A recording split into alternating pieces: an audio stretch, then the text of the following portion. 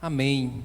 Que nós possamos ser gratos ao Senhor, que a gente possa refletir sobre tudo que Deus tem feito em nossas vidas. Vamos ficar de pé para nós orarmos ao Senhor?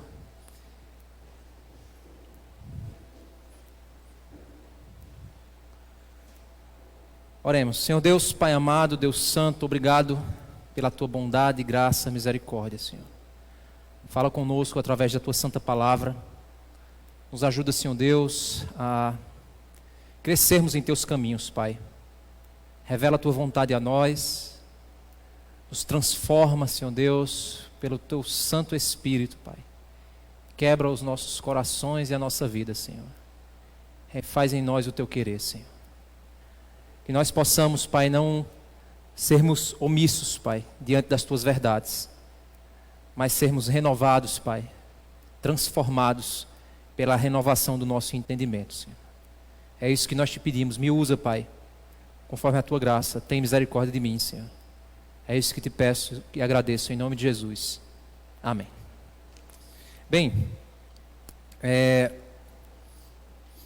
continuando aqui o nosso estudo do livro de Atos, hoje a gente vai dar continuidade à nossa reflexão que nós fizemos semana passada. Então aqui seria a parte B, vamos dizer assim, do que nós começamos a ver na semana passada. Nós vimos que Pedro fez duas afirmações extremamente importantes no primeiro concílio que aconteceu em Jerusalém. E isso a gente vê lá em Atos capítulo 15, verso 10 e verso 11. Então, convido você a abrir sua Bíblia lá em Atos 15, verso 10 e verso 11. Atos 15, verso 10 e verso 11. O texto diz o seguinte: agora, pois, por que vocês querem tentar a Deus, pondo sobre o pescoço dos discípulos um jugo que nem nossos pais puderam suportar, nem nós? Essa foi a primeira afirmação que nós vimos, que foi feita essa semana passada. Agora a segunda afirmação, verso 11. Mas cremos que somos salvos pela graça do Senhor Jesus, assim como eles. Nós vimos que o que acontece aqui nesse momento aqui do livro de Atos é que judeus e gentios começaram a conviver juntos. E as diferenças de doutrina e as diferenças também de cultura começariam a gerar alguns problemas em decorrência dessa convivência. E os judeus também começaram a ter dúvidas quanto à posição da lei, do judaísmo, dentro dessa nova perspectiva aí em que o cristianismo estava se estabelecendo. Nós, na pregação passada, nós entendemos que somos salvos pela graça, que a velha aliança, a antiga aliança, ela foi quebrada pelos judeus. Eles não conseguiram obedecer os mandamentos assim conforme Deus havia determinado, não para serem salvos, mas para guardar-se como nação do erro, do pecado. Mas por terem quebrado a aliança com Deus, eles acabaram indo para o exílio babilônico. E Deus, em vários profetas, prometeu a restauração de Israel. E essa restauração viria após o exílio. A restauração à terra aconteceu, eles voltaram para a terra. No entanto, nós percebemos que as promessas, sempre que você for olhar as profecias bíblicas, você vai perceber que muitas das promessas que são feitas, elas não apontam apenas para um caráter local do cumprimento, mas tem algo espiritual muito, muito mais abrangente do que somente o que a profecia está dizendo. A única maneira de você enxergar a nova aliança com a abrangência que a nova aliança possui em Cristo, por causa da graça, é se você de fato entregar-se ao Senhor Jesus e fazer uma leitura das profecias com os olhos de Cristo, a partir de Cristo, você interpretar as profecias. Então a grande dificuldade agora era, e aí, como fica a lei, a aliança feita lá com Abraão, não é? A aliança lá com Moisés, como é que fica? Como é que fica agora a lei diante dessa situação? E aí nós vimos as duas declarações que Pedro faz, extremamente importantes. E apesar de eu ter dito que a gente ia trabalhar em torno de 3 mensagens, eu vou trabalhar somente a mensagem anterior e essa mensagem. Por quê? Porque senão a gente vai desviar do foco do livro de Atos. E aqui a gente vai entender, fechar o entendimento das 2 afirmações que foram feitas. A primeira afirmação, que é: vocês querem tentar a Deus colocando sobre o pescoço dos discípulos um jugo que nem nossos pais puderam suportar, nem nós. E a segunda afirmação: nós cremos que somos salvos pela graça de Deus, assim como eles são. Para poder ilustrar melhor, porque essa discussão, ela se inicia aqui, mas ela vai se desenrolando pelo livro de Atos e também pela história da igreja primitiva. O apóstolo Paulo, ele trabalha esse entendimento em diversas outras epístolas.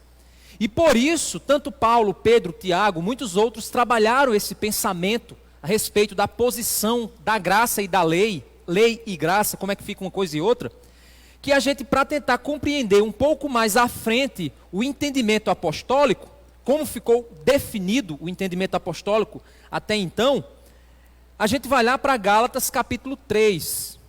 O objetivo, irmãos, de nós fazermos, e aqui nós vamos fazer uma leitura e eu vou explicar esses textos de maneira muito rápida. Rápido, o que eu estou dizendo assim é superficial, certo?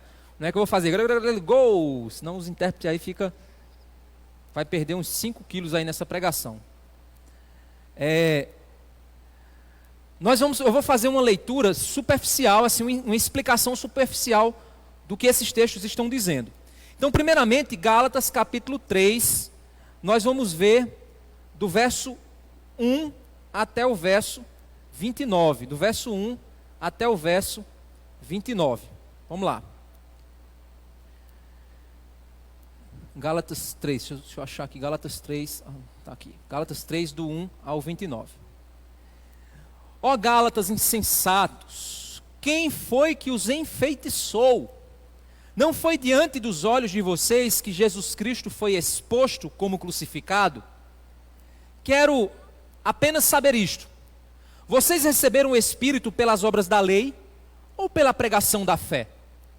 Será que vocês são tão insensatos que, tendo começado no Espírito, agora querem se aperfeiçoar na carne? O que é que está acontecendo aqui, irmãos? O apóstolo Paulo está falando com os Gálatas porque alguns judaizantes na igreja da Galácia, alguns que queriam judaizar a fé, ou seja, trazer os preceitos da lei para dentro da fé cristã, a aliança da lei para dentro da fé cristã, estes estavam começando a perverter a fé dos Gálatas. E aqui Paulo diz: olha, vocês conheceram a graça por meio da fé. Por que que vocês conheceram a Cristo por meio da fé e agora vocês querem ser santos por meio das obras? Por meio da lei? Por que vocês querem fazer isso por meio da lei? A grande questão, irmãos, não é porque eu devo ignorar a lei. A lei tem a sua posição, e Paulo vai falar aqui. Mas o fato é que eu não posso confiar que o preceito da lei é aquilo que me santifica. Porque a lei, ela vai ser cumprida em mim por meio da graça, não por meio do meu esforço. O grande problema aqui está no lugar onde você está colocando a sua confiança. Irmãos, nós precisamos entender isso. Tem uma frase do Charles Spurgeon, não sei se eu vou conseguir falar ela corretamente, que me veio na cabeça agora. Até eu compartilhei ela no meu Instagram recentemente. Que ele diz assim: devemos nos esforçar em tudo como se dependesse de nós, mas olhar para o céu, porque tudo depende dele. Então a gente deve buscar, posso não ter falado aqui corretamente a frase, mas nós precisamos entender que a lei ela vai nos guiar, mas ela não nos salva. A salvação é mediante a graça. E é isso que Paulo está dizendo aqui aos Gálatas: olha, vocês começaram bem e agora vocês estão se perdendo, querendo ser santificados por meio do esforço de vocês, das obras de vocês. Verso 4 ele diz: será que vocês sofreram tantas coisas em vão? Se é que na verdade foram em vão. Aquele que lhes concede o Espírito e que opera milagres entre vocês, será que ele o faz pelas obras da lei ou pela pregação da fé? É o caso de Abraão. Ele agora vai usar o exemplo de Abraão no verso 6. É o caso de Abraão que creu em Deus e isso lhe foi atribuído para a justiça. O que ele está querendo dizer é que Abraão ele não foi salvo porque ele se circuncidou. Ele não foi salvo porque ele guardou a lei. Ele não foi salvo porque ele obedeceu os mandamentos. Ele foi salvo porque ele creu.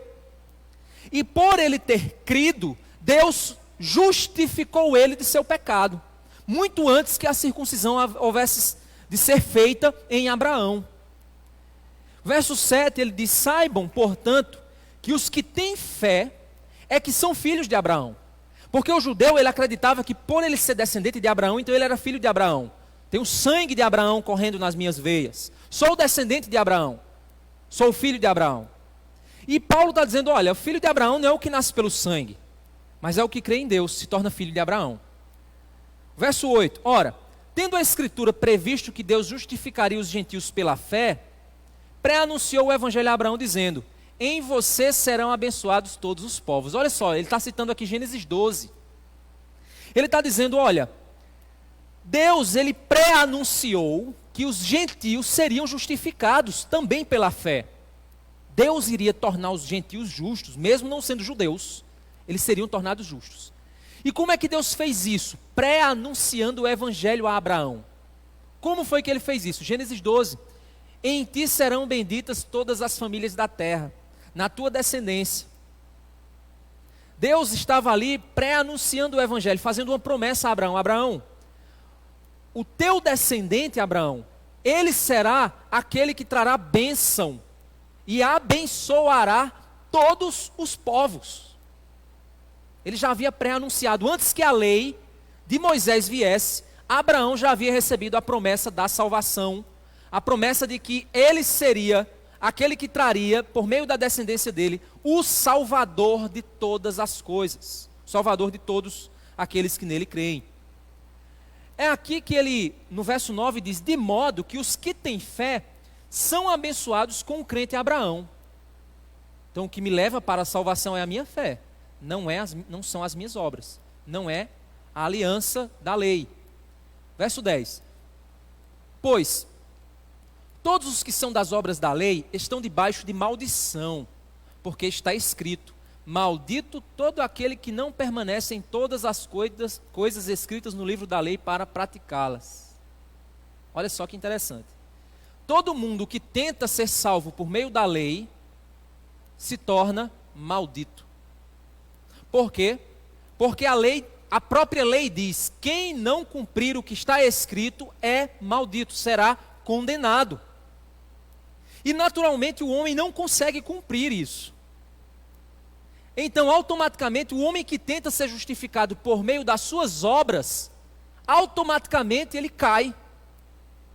É uma consequência natural de quem ele é. Ele diz no verso 11, e é evidente que pela lei ninguém é justificado. Olha só, pela lei ninguém é justificado diante de Deus, porque o justo viverá pela fé. Ora, a lei não procede de fé, mas aquele que observar os seus preceitos, por eles viverá. Obviamente, quem obedecer à lei, de modo nenhum será apedrejado ou coisas do tipo. Mas não significa dizer que será salvo em Cristo, porque você vai pecar em algum ponto. Por que isso é importante a gente compreender essa perspectiva da posição da lei em relação à salvação? Porque, irmãos, o que ele está dizendo é que a Abraão foi feita uma promessa, a promessa de que a descendência, o descendente dele, seria bênção para todos. Por meio dele viria um descendente que seria bênção para todos. Essa promessa foi feita a Abraão, não existia lei ainda. E Abraão foi justificado, ou seja, foi salvo, porque ele acreditou no poder que Deus tem para salvar os que não têm capacidade de ser salvos por si mesmos. Aí, depois de muitos anos, veio a lei. Mas a lei, ela veio para fazer o quê? A lei, ela não veio para salvar, porque a promessa da salvação já havia sido feita. É isso que Paulo vai dizer aqui. A lei, na realidade, o que ela faz? Ela condena. Por quê? Porque a lei, ela vem para mostrar o caráter, para apresentar o caráter santo de Deus. E a razão pela qual nós somos condenados. No verso 13 ele diz, Cristo nos resgatou da maldição da lei, fazendo-se ele próprio maldição em nosso lugar, porque está escrito, maldito todo aquele que for pendurado em madeiro, para que a bênção de Abraão chegasse aos gentios em Cristo, a fim de que recebêssemos pela fé o Espírito prometido. A fim de que recebêssemos pela fé o Espírito prometido. O que ele está querendo dizer aqui? Ele está dizendo que Jesus, apesar de ter cumprido toda a lei, mas teve um ponto em que ele se tornou maldito pela lei, porque a lei diz que se alguém for pendurado no madeiro, se torna maldito. Então, apesar de Jesus ter cumprido 99,9%, ele cumpriu de si mesmo, mas no fim das contas ele foi considerado maldito por causa do madeiro, que havia sido profetizado pela lei.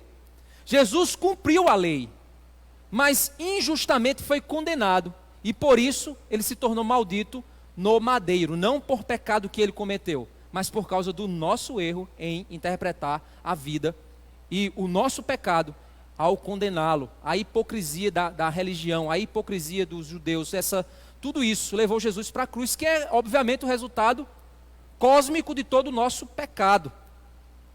E o fato de Jesus ter ido para a cruz fez com que ele fosse pendurado no madeiro para que a bênção de Abraão chegasse até os gentios. Ele foi condenado para que a bênção de Abraão pudesse chegar até os gentios. Por que isso acontece? Verso 15. Irmãos, falo em termos humanos. Ainda que uma aliança seja meramente humana, uma vez ratificada, ninguém a revoga ou lhe acrescenta coisa alguma. O que ele quer dizer aqui? Se você faz um contrato com alguém, para que serve um contrato? Um contrato serve para que você tenha segurança. Ambas as partes estejam seguras. É para isso que um contrato serve. Qualquer pessoa que quebrar o contrato será punida. Ou qualquer pessoa que tente revogar o contrato vai ter que fazer o quê?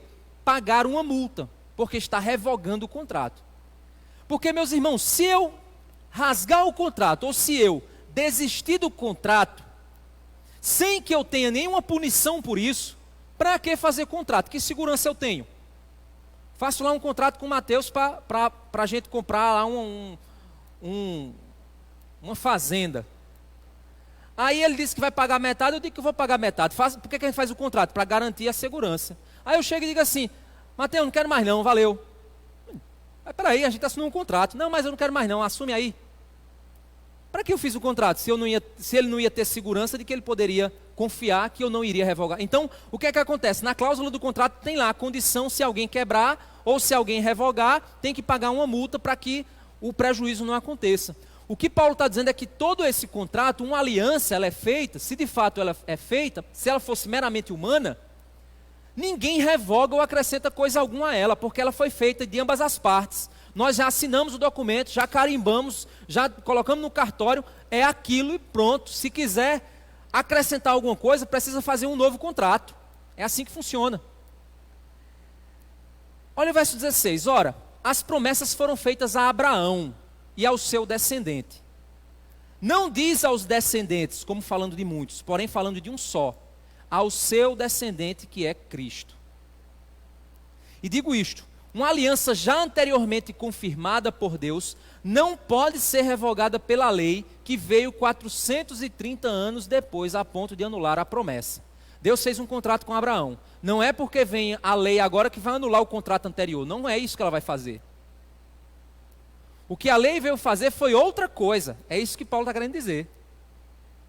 O propósito da lei não é revogar o contrato da promessa. O propósito da lei é estabelecer um contrato diferente. Aí ele diz aqui, ó. E digo isto: uma aliança já anteriormente confirmada por Deus não pode ser revogada pela lei que veio 430 anos depois, a ponto de anular a promessa.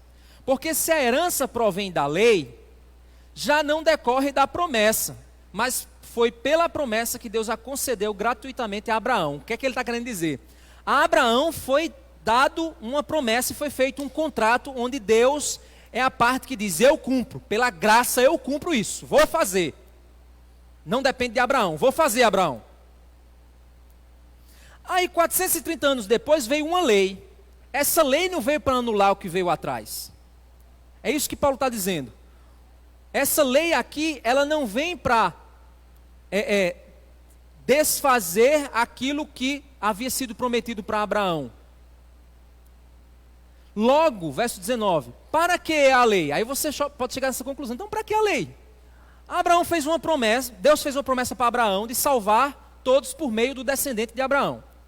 Promessa de salvação. Tem algo melhor do que salvação? Não.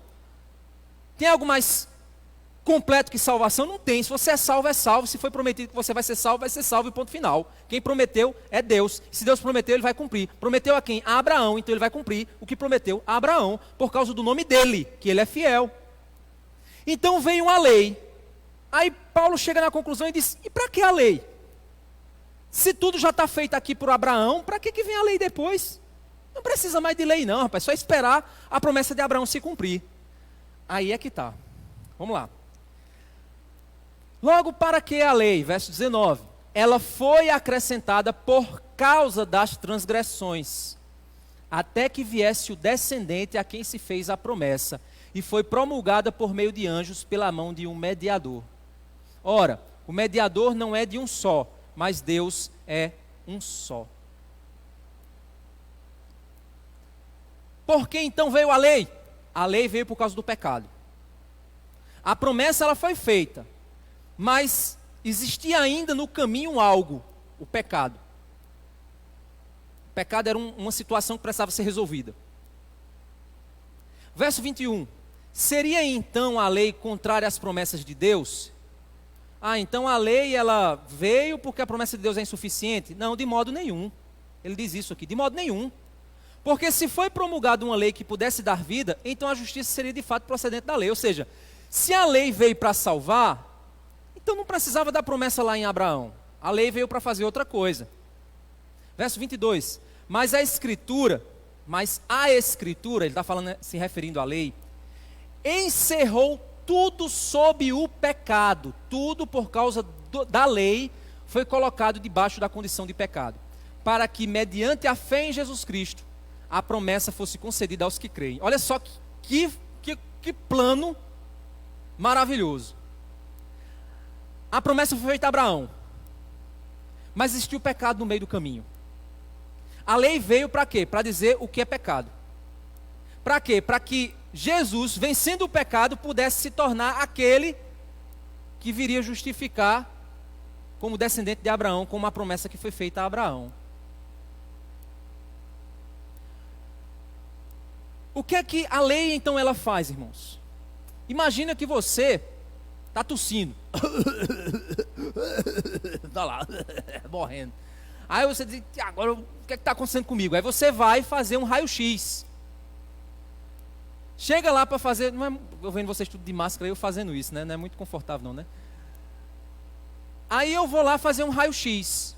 Quando eu vou fazer o raio-x, eu descubro que eu estou com pneumonia. Veja lá, o meu pulmão está pneumonia. Eita caramba, e agora? O raio-x me deu pneumonia?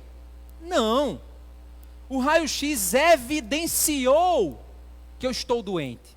Ele apenas apresentou por que eu estou doente, qual a causa da minha dor. É isso que o raio-x faz. O que a lei é o raio-x do coração humano. A lei é o que diz o seguinte, ela diz para você o seguinte, olha, um coração saudável é adorar a Deus sobre todas as coisas, amar o próximo como a ti mesmo. Isso é um coração saudável, um coração doente não faz isso. Então tudo que não estiver de acordo com aquilo que a lei determina está doente, está em pecado, está sob a condição do pecado. Por isso que ele está dizendo, a Escritura encerrou tudo debaixo do pecado, para poder usar de misericórdia. Então o que é que a lei veio fazer? Ela veio apontar o problema, ela veio apontar onde está a doença. Porque depois que eu descubro que, no meu raio-x, eu descubro que eu estou com pneumonia, o que é que eu vou fazer? Vou para casa? Não, vou no médico. Para ele me passar exame, para eu ficar curado. Ou seja, depois que a lei diz que a minha doença é o pecado, eu vou para onde? Para o médico, que pode me curar. Jesus Cristo. É isso que, olha o verso 23. Mas antes que viesse a fé, estávamos sob a tutela da lei, e nela encerrados, para essa fé que no futuro haveria de ser revelada. De maneira que a lei se tornou o nosso guardião, para nos conduzir a Cristo, a fim de que fôssemos justificados pela fé. Olha só.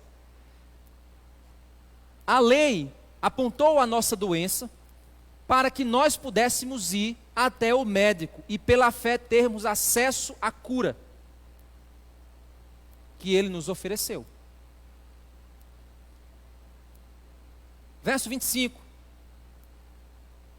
Mas agora que veio a fé, já não permanecemos subordinados ao guardião, ou seja, à lei. A gente não permanece subordinado à lei. A lei cumpriu sua missão, me conduzir, me apontar que eu sou doente. E a partir disso me dar a consciência de que existe uma cura. Sabe por quê? Porque a lei, ela não só aponta que eu estou doente, mas ela também aponta quem é o único capaz de me salvar. Então a lei, ela é a guardiã que diz assim, olha, você está errado, mas aquele ali está certo e ele pode te ajudar. Vai lá para ele. E quem está certo é quem cumprir tudo o que eu determinei. A lei diz isso, quem cumprir tudo o que eu significo, esse é o que é capaz de te ajudar. Aí Jesus veio e cumpriu 100% da lei. Se tornou capaz de ajudar aqueles que sofrem. No verso 26 ele diz o seguinte, pois todos vocês são filhos de Deus mediante a fé em Cristo Jesus. Porque todos vocês foram batizados em Cristo Jesus. De Cristo se revestiram. Assim sendo, não pode haver nem judeu, nem grego, nem escravo, nem liberto, nem homem, nem mulher. Porque todos vocês são um em Cristo Jesus. E se vocês são de Cristo, também são descendentes de Abraão e herdeiros segundo a promessa. Olha só que interessante. Deus fez uma promessa a Abraão, vou salvar por meio do seu descendente Abraão. Promessa feita. Contrato assinado, ok.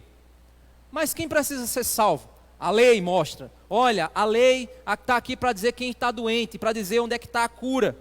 A lei veio, nos conduziu até o Salvador. Agora estamos em Cristo, recebemos a Cristo, pela fé fomos salvos. Fechou o parêntese. A promessa de Abraão foi cumprida em Jesus e hoje a lei me conduziu para Cristo e em Cristo eu recebi a promessa de Abraão. É um mecanismo bem complexo, né? Mas foi assim que Deus trabalhou. Complexo e fácil ao mesmo tempo.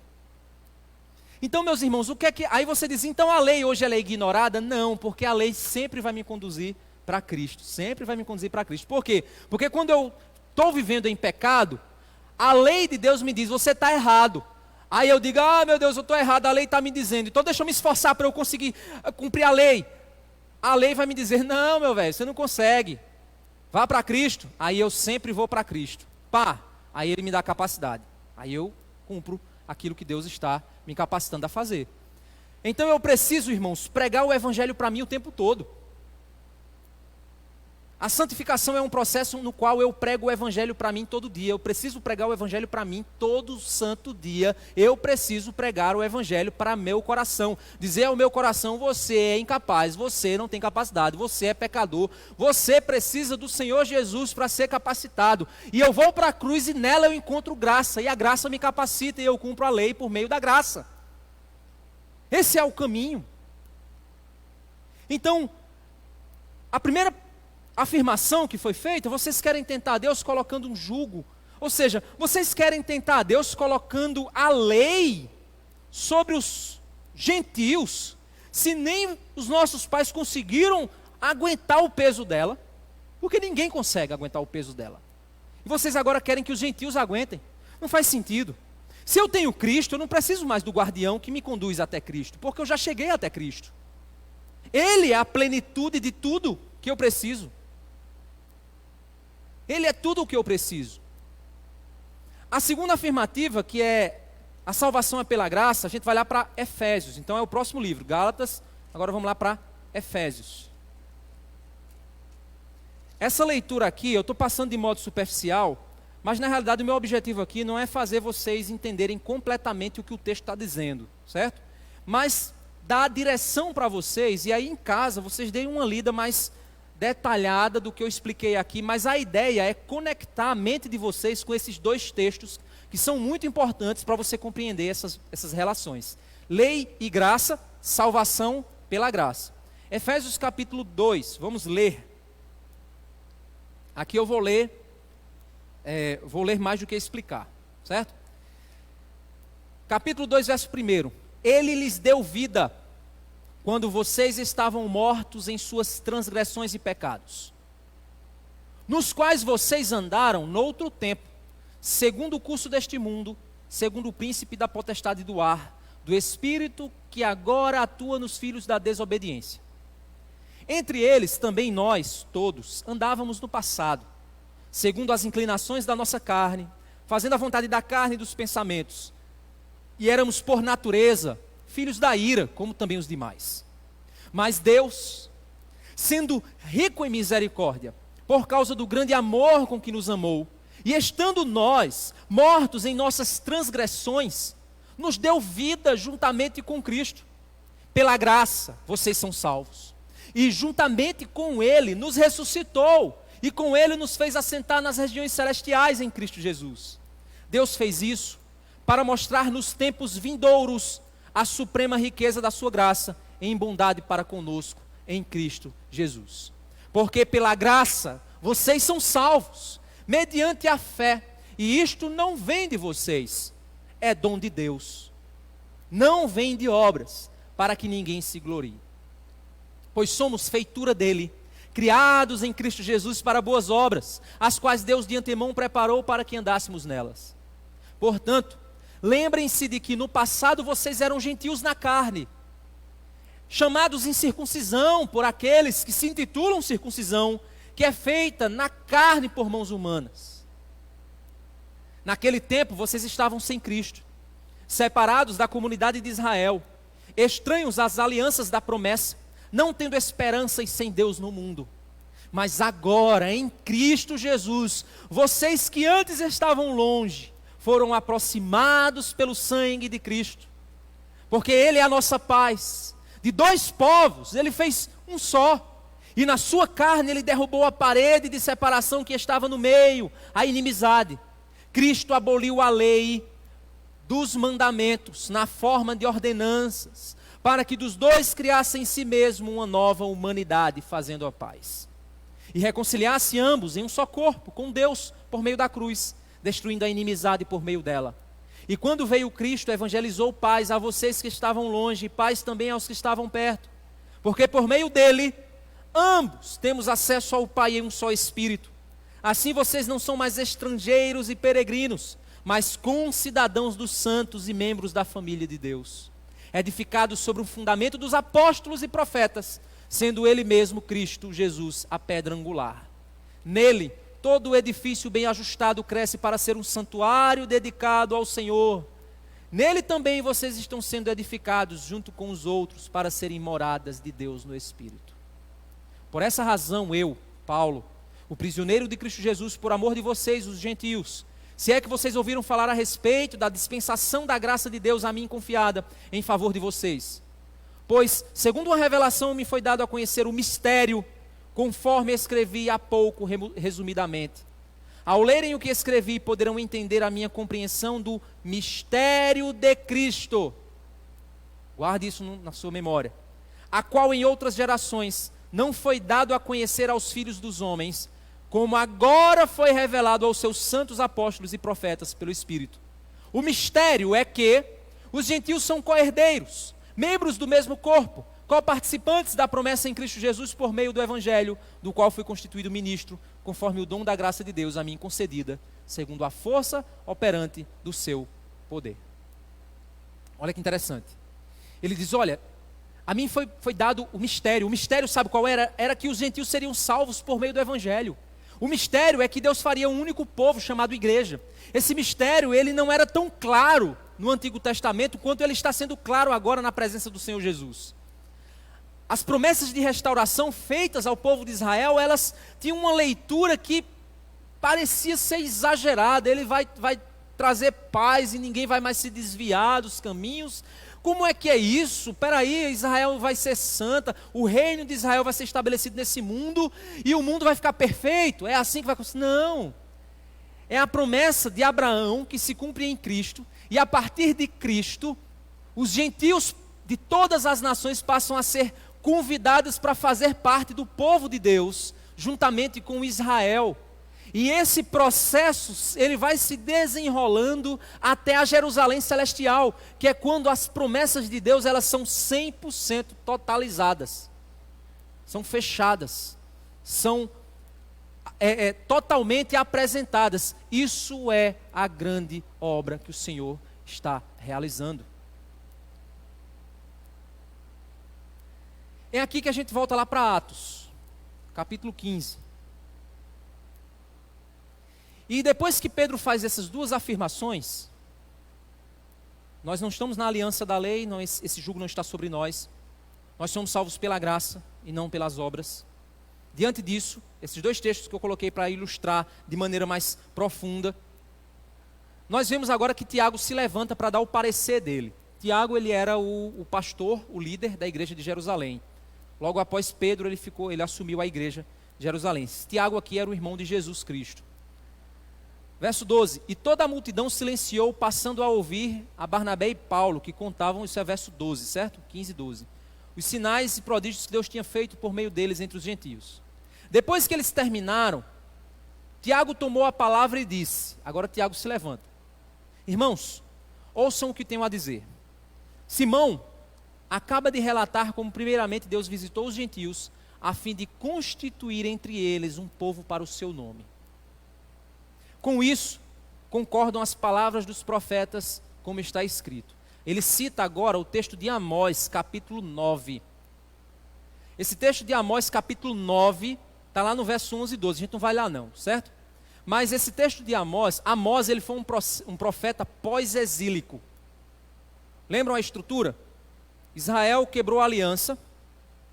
Quando Israel já havia quebrado a aliança, Deus estava dizendo a eles, olha, vocês serão destruídos, vou trazer sobre vocês uma nação. E aí veio o exílio babilônico, eles foram para a Babilônia. Passou 70 anos, Deus profetizando restauração. Vocês voltarão para a terra, vocês voltarão para a terra, vocês voltarão para a terra. 70 anos depois eles voltam para a terra. Quando eles chegam lá na terra, eles encontram tudo destruído, eles reconstroem as muralhas. Depois que reconstroem as muralhas, tempos depois eles começam a reconstruir o templo. A adoração volta a acontecer no templo, tudo começa a acontecer de novo. Só que a promessa que Deus fez de restauração não era somente voltar para a terra e voltar a ser nação. Existiam coisas nas promessas feitas por Deus que era muito maior do que aquilo que estava acontecendo apenas no retorno. Ele prometia restaurar o reinado, ele prometia escrever a lei nos corações das pessoas. Ele prometia fazer uma nova aliança, uma obra muito maior do que jamais alguém pode ter visto. E nos profetas pós-exílicos, que são apenas 3, um deles é Amós. E no final, no capítulo 9, Amós, o povo volta, gente, a fazer coisa errada. Malaquias é um profeta pós-exílico. Leia lá Malaquias. O que é que o povo está vivendo de novo? Depois de ter voltado do exílio, o que é que o povo se corrompe de novo? O povo volta a casamento misto, o povo volta a vida toda de Israel toda errada. E Deus dizendo, olha, vocês continuam fazendo isso. E em Malaquias, você pode perceber que uma das perguntas mais repetidas em Malaquias é, em que nós te roubamos? Povo cínico. Em que nós te roubamos? Em que nós mentimos para você? Em que nós fizemos isso? Não estou sabendo disso não. E Malaquias lá, vocês são isso, vocês são isso, vocês são isso, tal. No final de Malaquias, Deus promete o quê?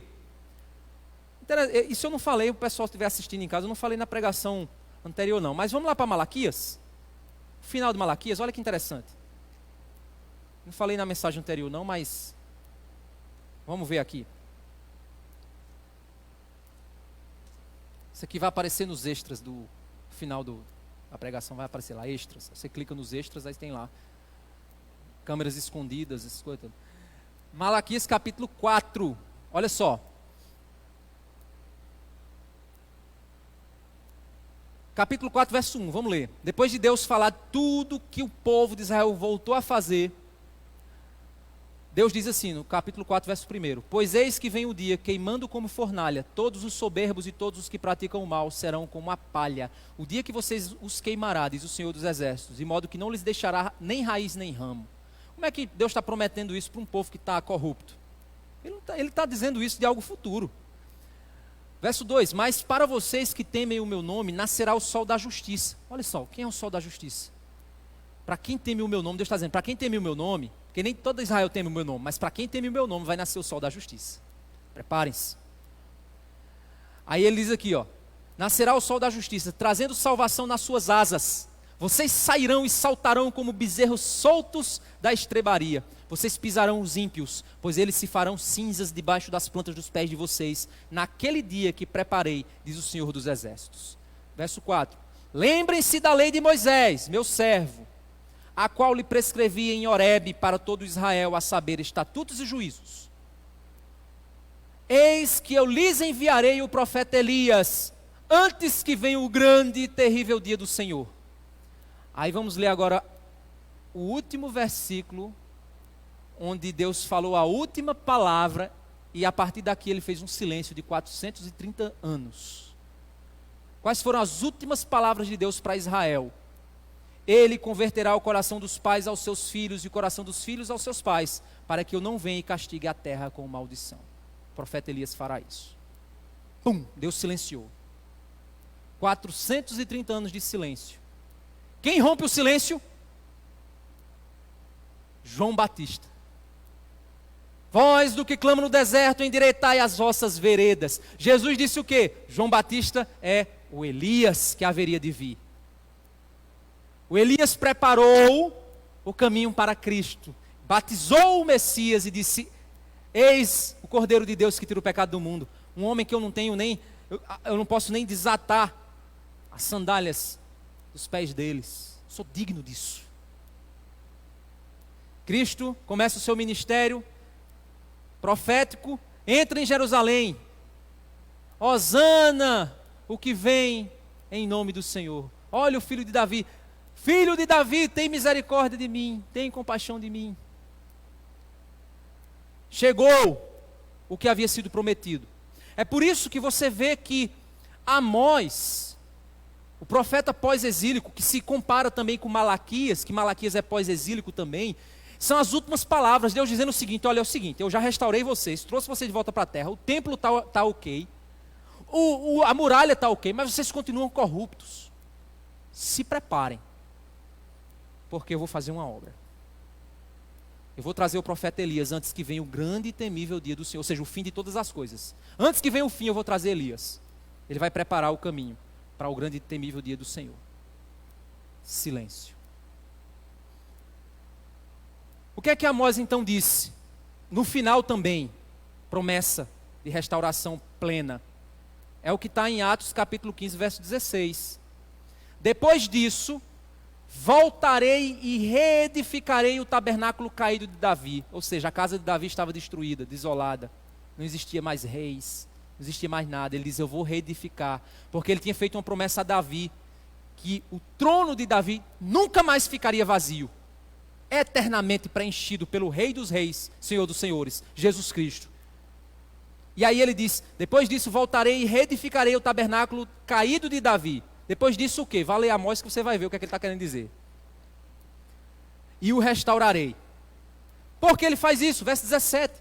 Para que o restante da humanidade busque o Senhor, juntamente com todos os gentios sobre os quais tem sido invocado o meu nome. Qual era a missão de Cristo? Trazer toda raça, língua, povo, nação aos pés do único Senhor soberano, Jesus Cristo. Verso 18, diz o Senhor que faz estas coisas conhecidas desde os tempos antigos. Verso 19, aí Tiago chega a uma conclusão. Por isso, Tiago conclui: julgo que não devemos perturbar aqueles que entre os gentios se convertem a Deus.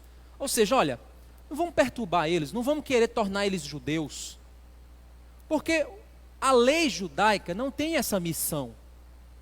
O judeu, ele é judeu de nascença, guarda, tem uma cultura, é uma nação, é um povo, tem uma lei civil, tem um comportamento, tem uma cultura cerimonial, uma cultura nacional, é um povo. A gente não precisa pegar o gentio e transformar em povo, porque não era esse o plano. O plano era a promessa de Abraão. O plano era que Cristo trouxesse para ele, como rei, todos os povos. Essa era a promessa, era isso que deveria ser feito. Então não vamos perturbar os gentios transformando eles em judeus, não. Não é esse o caminho. E aí ele vai prescrever, Tiago vai dar uma ideia. Verso 20, mas escrever-lhes 3 coisas: que se abstenham das contaminações dos ídolos. Outra coisa, bem como da imoralidade sexual. Outra, da carne de animais sufocadas e do sangue. É uma coisa só isso. 3 recomendações. Aí você diz, agora está certo.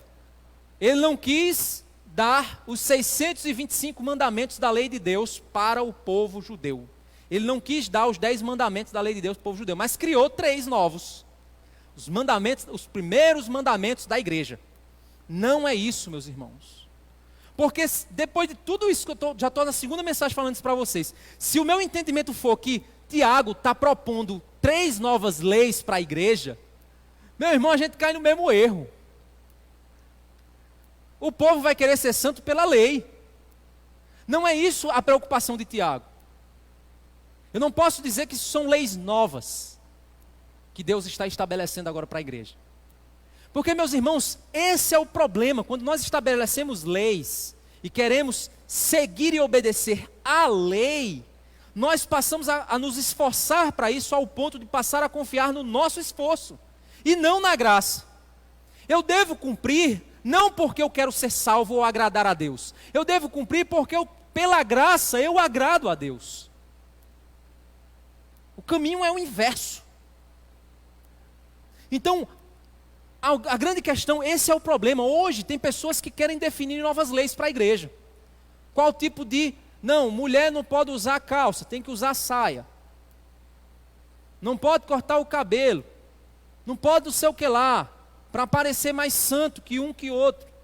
Estabelecendo leis, coisas, como se ao cumprir isso eu estou me tornando santo. Se eu acho que sou santo porque eu estou me esforçando para fazer, eu começo já a confiar na minha obra e não na obra de Cristo. Então o que é que eu preciso fazer? O que é que a lei vai me dizer? Vai me apontar o meu pecado, e o que é que eu preciso fazer? Pela graça, obedecer aquilo que a moral santa de Deus está determinando. Não porque eu quero ser salvo, mas porque a graça de Deus me leva para querer agradar a Deus através da sua lei, não da lei como relacionamento de ordenança, mas da lei como relacionamento de santidade, caráter santo de Deus. E aqui, irmãos, esse é o problema, porque tem pessoas que interpretam isso errado. Olha o verso 21. Depois que ele diz isso, olha, vamos dar 3 dicas para eles. Se abstenham disso. Verso 21. Porque Moisés tem em cada cidade, desde tempos antigos, os que pregam nas sinagogas, onde é lido todos os sábados. Isso aqui eu vou ser bem cauteloso, deixa eu ver se está com o meu tempo aqui, para vocês entenderem. Correr um pouquinho aqui, mas vai dar tempo. Para pensar o seguinte. A igreja não está definindo uma nova lei, porque senão ela estaria escorregando no próprio coisa que ele já definiu, que não é o caminho, leis não são o caminho, a graça é. Confirma-se isso no verso 21, porque ele diz o seguinte, olha, vamos pregar a graça, porque Moisés já tem quem pregue. Primeiro ponto, 21. Vamos pregar a graça, porque Moisés já tem quem pregue. Segunda coisa, isso aqui é um texto muito controverso, então eu vou dar para vocês algumas percepções mais gerais do que eles acham que pode ser essa afirmação de Tiago. Primeiro é essa que eu falei para vocês, vamos pregar a graça porque a lei já tem quem pregue. Segundo, se a lei de Moisés gerasse a diferença que a gente espera, já teria gerado, porque todo sábado ele é pregado nas sinagogas. Então, o que é que haveria? Que boas novas são essas, se elas são as velhas? Que Moisés prega toda vez. Segundo ponto. Terceiro, se alguém quer saber o que um judeu pensa, vá na sinagoga.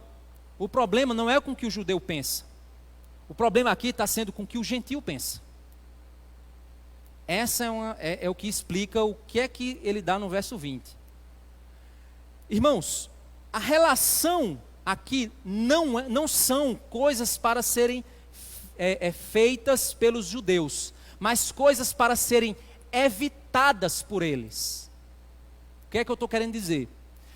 A relação aqui é uma relação cerimonial com essas coisas, religiosa com essas coisas. Todas essas três coisas citadas aqui são coisas abomináveis para um judeu. Um judeu sente aversão ao contemplar o comportamento gentílico nesses três pontos aqui. Então, como eu vou manter juntos dois povos que têm comportamentos em que um comportamento é muito agressivo para o outro? Qual comportamento é agressivo do ponto de vista cerimonial? Primeiro, contaminação dos ídolos. Um estilo de vida guiado pela idolatria.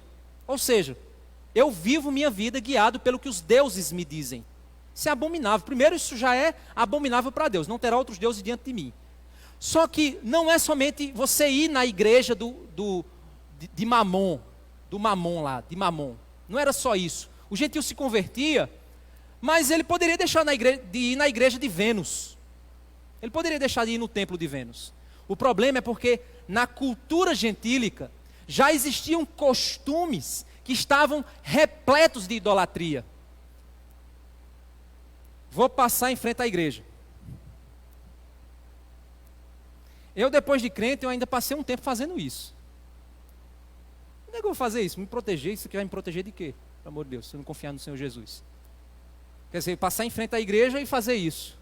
É uma coisa que a cultura nos ensinou. A nossa cultura católica nos ensinou isso. Né? Outra coisa, não comer carne na Semana Santa. Eu passei por dificuldade de me livrar disso. Porque são coisas que estão na cultura. Está arraigado. Eu não preciso ir na missa para vivenciar isso. Eu fui criado dentro desse aspecto. Então, mesmo eu me convertendo, existem coisas que estão ali arraigadas dentro de mim. Isso, um exemplo, se isso fosse ofensivo para o judeu, comer peixe, não era, né? Mas se fosse ofensivo para o judeu comer peixe, e eu fosse para a igreja, no dia da Semana Santa, o que é que eu ia fazer? Levar peixe para a igreja. Aí o judeu ia estar lá na igreja e dizer, ele trouxe peixe, isso é um nojento. Porque para o judeu era algo agressivo para ele. Então, como equalizar esse problema agora? Aí Tiago diz, olha, primeiro, vamos fazer o seguinte, tudo que é comportamento idólatra na cultura, avalie e largue, abre mão disso, ok? Ok. A gente vai resolver muito problema de convívio por conta disso. Ótimo. Segunda coisa, imoralidade sexual. Aí você diz, mas isso não é óbvio? Não, não é óbvio. Sabe por quê? Porque nós hoje consideramos algo feio irmão com irmã casar. Irmãos casarem. A gente faz, imagina, hein? Deixa eu ver aqui. Imagina, João, tu casando com tua irmã. E aí? Legal, né? Chega arregalou o zóio. A nossa cultura, a gente acha isso, que coisa. Mas na cultura pré-cristã, isso era normal. Sexo com crianças, com animais, matar criança, irmãos, familiares, pai com filha, filha com pai. Normal. Então, tinha muito comportamento da própria cultura gentílica, da própria cultura que não era cristã, que não era judaica nem cristã, que era agressivo. E aí ele diz, olha, vamos também rever os conceitos da sexualidade de vocês? Beleza? Então vamos ver isso também, para evitar. Porque imagina, igreja de judeu e gentil, aí o cara lá está com um comportamento lá com a mãe, as irmãs, as não sei quem, blá, blá, blá, dentro da igreja, porque é porque eu já era casado com elas, e um negócio todo tá. E aí os judeus de fora dizendo assim, aquele judeu ali no meio daquele gentil, tudo gentil ceboso, tudo gentil ruim, e os judeus no meio dele, que negócio mais desmantelado. Então, peraí, o testemunho da fé cristã vai ser prejudicado, o avanço do reino vai ser prejudicado. Então, resolva esse problema, ok. Terceiro, e aqui, vamos lá, isso aqui é mais polêmico. Eita, cadê o texto? Ó, gente, tinha gente estudando na minha Bíblia, em casa, vim descobrir hoje. Chegar em casa eu estudo na Bíblia deles.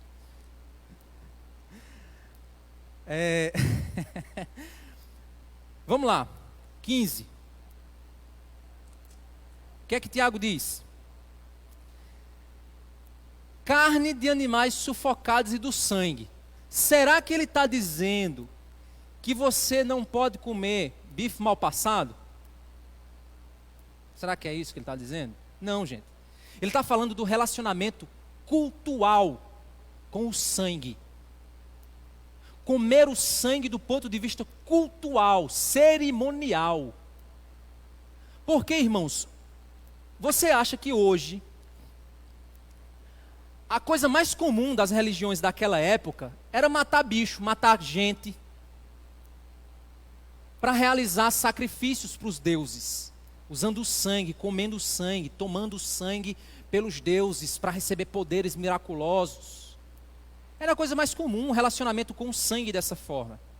Os judeus tinham esse relacionamento com o sangue porque o sangue representava a aspersão que haveria em Cristo, o Cordeiro de Deus, que seria sangrado pelos pecados. Era isso que a religião judaica havia estabelecido. Aí, então, o que é que acontece? Ia ter muito gentio relacionando-se de maneira cerimonial com o sangue, muitas vezes oferecidos a outros deuses. E esse relacionamento com o sangue poderia trazer problemas para dentro da comunidade. Paulo trabalhou isso lá na frente, em Coríntios. Paulo diz, olha, coma de tudo que é no açougue, sem perguntar por causa da consciência. Agora, se alguém perguntar, ei, isso é oferecido a ídolo, então não coma, não por causa da tua, mas por causa da consciência do outro. Não, mas então o ídolo tem algum poder sobre mim? Não, ora que Deus abençoa a galinha preta que está lá oferecida. Ora que Deus abençoa. Agora, se você veio desse ambiente onde você tinha lá a galinha preta como um relacionamento com determinada entidade espiritual, e você não se sente seguro, então, não vou comer isso não, porque eu tinha um relacionamento com isso e eu acho que isso ainda... Não é legal para mim, não é legal. Ok, então evite. Deixa a sua consciência ser trabalhada. O problema, irmãos, é que as pessoas pegam isso e acham que isso é uma lei para a igreja. E aí faz o quê? Deixa eu fazer uma pergunta aqui. O pessoal que estiver acompanhando a gente aqui, que seja do Sul e Sudeste, não sei se ele... acho que Michele sabe o nome do que eu vou dizer aqui para o pessoal do Sul e Sudeste. Quem aqui gosta de comer galinha cabidela? Quem gosta de cabidela? Levanta a mão. Gente, poucas pessoas. É o sangue da galinha, gente. Poucas pessoas, né? Eu gosto demais. É bom demais. Bom demais, Júnior. Aí, eu no Sul é o quê? É parmegiana? Não lembro. Tinha um nome diferente. Mas assim, tem pessoas que acham que isso aqui é exatamente, proíbe isso. Então você não pode comer carne com sangue. Irmãos, a palavra que ele está usando aqui é animais sufocados. Ele está falando sufocados e do sangue. Ele está falando no sentido de que você ter um relacionamento cerimonial com aquilo. Você está sufocando o animal por um ritual cerimonial. Algo que você está fazendo porque o sangue tem um valor espiritual para você. Então se abstenha disso. Não, isso não é seguro para você, não é legal para você. Não se envolva mais com isso. Mas... eu acho que ninguém aqui mata uma galinha fazendo sufocando a galinha em casa para oferecer aos deuses. Eu acho que na nossa cultura aqui ninguém faz isso aqui. Você faz isso, quem mata a galinha vai enforcando a pobre da galinha, aí esse sangue dela vai ser oferecido. Não, eu acho que ninguém faz isso. Eu mesmo não como galinha com o sangue dela dizendo isso, fazendo isso. Para mim é indiferente, é uma comida. Para mim é uma comida. Então esses aspectos, ele diz, olha, mas evite isso aí porque vai ser bom para vocês. Lá na frente, algumas coisas, elas são revogadas, elas são trabalhadas, elas são alteradas. Paulo trabalha algumas coisas dessas aqui de maneira mais completa. Aí alguém vai dizer, não, mas é proibido o sangue porque lá para Noé, Deus disse a Noé que não coma o sangue do animal porque eu requererei o sangue da vida do animal. Aí você diz, por que isso? Porque lá na frente, gente, esse sangue se tornou cerimonial. Era aspergido para representar o cordeiro que viria. Então o que Deus estava preparando lá era dizer o seguinte, olha, o que Deus estava dizendo era mais ou menos assim, olha, não se relacionem com o sangue do animal, porque eu vou desenvolver um relacionamento com ele. Eu vou requerer para mim esse sangue. Então, não façam isso. Por quê? Porque todas as outras nações iam fazer. Mas vocês, Israel, não façam, porque eu vou definir o que é que ele vai significar corretamente. Porque, meus irmãos, imagina, eu não posso comer carne com sangue, então você tem que fazer um trabalho bem de extração sanguínea do bicho, que, meu amigo, a carne vai ficar branquinha, viu? É um negócio assim que não faz sentido. Não é essa a preocupação aqui. Certo? Então a gente tem que entender bem para a gente não cometer certos equívocos. Ok? Aí acontece que eles decidem escrever a primeira epístola da igreja cristã da história. Verso 22. Então pareceu bem aos apóstolos e aos presbíteros com toda a igreja eleger alguns homens dentre eles e enviá-los a Antioquia juntamente com Paulo e Barnabé. Foi eleito Judas, chamado Barsabás, e Silas, que eram líderes entre os irmãos. Mandaram por eles a seguinte carta. Aí, vamos ler a primeira epístola da igreja cristã. Os irmãos, tanto os apóstolos como os presbíteros, aos irmãos gentios em Antioquia, Síria, Cilícia, saudações. Visto sabermos que alguns que saíram de nosso meio, sem nenhuma autorização, isso aí é ênfase minha, nenhuma autorização, perturbaram vocês com palavras, transtornando a mente de vocês. Pareceu-nos bem, chegados a pleno acordo, eleger alguns homens e enviá-los a vocês com os nossos amados Barnabé e Paulo. Quem são eles? Qualquer um? Não. Verso 26. Homens que têm arriscado a vida pelo nome do Senhor Jesus Cristo. Não é como esses que foram aí encher vocês, não. Verso 27. Portanto, estamos enviando Judas e Silas, os quais, pessoalmente, lhes dirão as mesmas coisas, pois pareceu bem ao Espírito Santo. É interessante, porque por que eles mandaram mais duas pessoas com a carta? Porque se Paulo e Barnabé voltassem para dizer, olha aí, a gente foi lá e viu que era assim, aí os caras dizem, vocês não concordaram desde o começo, agora estão inventando essa história. Não, mandaram a carta, mandaram mais duas pessoas e mandaram eles de volta, para dizer o seguinte, olha aí, confirma o que foi dito. Verso 28, pois pareceu bem ao Espírito Santo e a nós, não impor a vocês maior encargo além destas coisas essenciais. Que vocês se abstenham das coisas sacrificadas a ídolos, bem como do sangue, da carne de animais sufocados e da imoralidade sexual. Se evitarem, olha, evitarem, porque eles já viviam nessas práticas, essas coisas, farão bem, passem bem. Ponto. Verso 30. Os que foram enviados partiram para Antioquia e, tendo reunido a comunidade, entregaram a carta. Quando a leram, ficaram muito alegres pelo consolo recebido. Ai, eu já estava pensando que eu ia ter que me circuncidar, guardar o sábado, fazer todo o negócio, senão eu ia ser apedrejado, eu ia ter que não sei o que lá, ter que não sei o que lá. Eita, meu Deus. Ainda bem que eu sou salvo, né? Eu não preciso fazer isso tudo para ser salvo. Que é difícil para mim, eu não nasci nessa cultura de vocês. E ter que vivenciar essa cultura toda, tão difícil isso. Eu não vou conseguir viver isso, eu não nasci nesse ambiente, então vai ser difícil para mim. E eu só posso ser salvo se eu me tornar judeu, então é difícil para mim. Mas estou entendendo que eu preciso somente evitar algumas coisas que realmente são erradas mesmo. Não está certo não, mas eu preciso só evitar isso. Ai, que alívio. Graças a Deus pela graça de Deus. E aí, verso 32. Judas e Silas, que eram também profetas, consolaram os irmãos com muitos conselhos e os fortaleceram. Tendo-se demorado ali por algum tempo, os irmãos deixaram que voltassem em paz os que os enviaram. Mas pareceu bem a Silas permanecer ali. Paulo e Barnabé demoraram-se em Antioquia, ensinando e pregando com muitos outros a palavra do Senhor. Vimos aqui a primeira epístola da história da igreja, como é que isso foi resolvido. Como é que o problema foi resolvido? Os apóstolos se reuniram, avaliaram a doutrina, avaliaram a história, avaliaram tudo o que Deus havia determinado, tomaram uma decisão. A partir da decisão que tomaram, o que foi que eles fizeram? Eles chegaram a definir, escreveram uma carta, enviaram uma carta para as igrejas. Agora, o que é que eles fazem?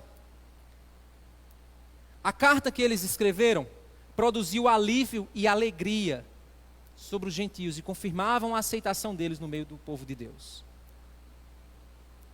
Meus irmãos, uma das coisas que a graça de Deus faz é unir, não é separar.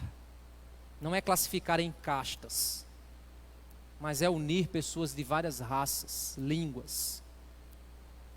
Não é unir as pessoas em torno do erro, pois a carta dizia, se abstenham disso aqui que não é bom para vocês não. Esse relacionamento cerimonial aqui com essas coisas não está correto. Então não é unir as pessoas em torno do erro, é unir elas em torno da graça. E a graça nos conduz ao que é correto. A graça não é viver fazendo o que quiser. Eu sou salvo pela graça, agora fazer o que eu quiser. Não. Porque senão não havia sido escrito isso e feito essas determinações. Não era viver de todo jeito. Não, deixa a gente viver do jeito que eles quiserem, é graça de Deus, deixa viver. Não. Peraí, é graça, mas olha, isso aqui evitem, porque não é bom, não vai ser bom para a convivência entre judeus e gentios, isso vai dar um mau testemunho, então evite essas coisas aqui. No mais, vocês são livres, vivam Cristo. Na hora da dúvida, meus irmãos, na hora que tem algo que tenta nos dividir, nos separar, nós devemos nos unir buscando a doutrina apostólica contida nas Escrituras. Nós devemos buscar na direção e consolo das Escrituras a verdade de Deus que vai nos alegrar, que vai nos mostrar o valor da graça, que vai nos mostrar a liberdade em Cristo, para nós vivermos uns com os outros juntos, lutando pela graça de Deus, pela liberdade em Cristo. Que a gente possa ser a igreja que prega o Evangelho da graça e que se une para viver o Evangelho da graça. A graça não é libertinagem, mas é liberdade para obedecer a Deus. Obedecer aquilo que a palavra de Deus nos ensina, que as epístolas nos mostram, pois a doutrina apostólica está contida nela. Então que Deus nos conduza a nos unirmos em torno da verdade. Qualquer pessoa que discordasse da doutrina apostólica que estava aqui, deixava de ser igreja de Cristo. Estava vivendo de outro meio que não era graça, estava seguindo outro Senhor que não era Cristo. Então, para viver o Evangelho da graça, precisa conhecer a doutrina apostólica contida nas Escrituras. Então, irmãos, é isso. Vamos orar? Queria aqui... vamos orar e a gente depois vai para o nosso momento de interação aqui com os irmãos. Senhor Deus, Pai amado, Deus santo, obrigado, Pai, por Tua graça, misericórdia e bondade, Senhor. Nos ajuda, Pai, a entendermos, Senhor Deus, a Tua graça, vivermos em santidade, buscarmos ao Senhor, a realmente, Pai, estarmos aptos, Senhor Deus. Aptos através da graça do Senhor, não das nossas obras, não da confiança em nós mesmos. Mas que nós possamos viver a unidade, Senhor, buscarmos a unidade. É isso que nós te pedimos, Pai, em nome de Jesus. Amém. Bem,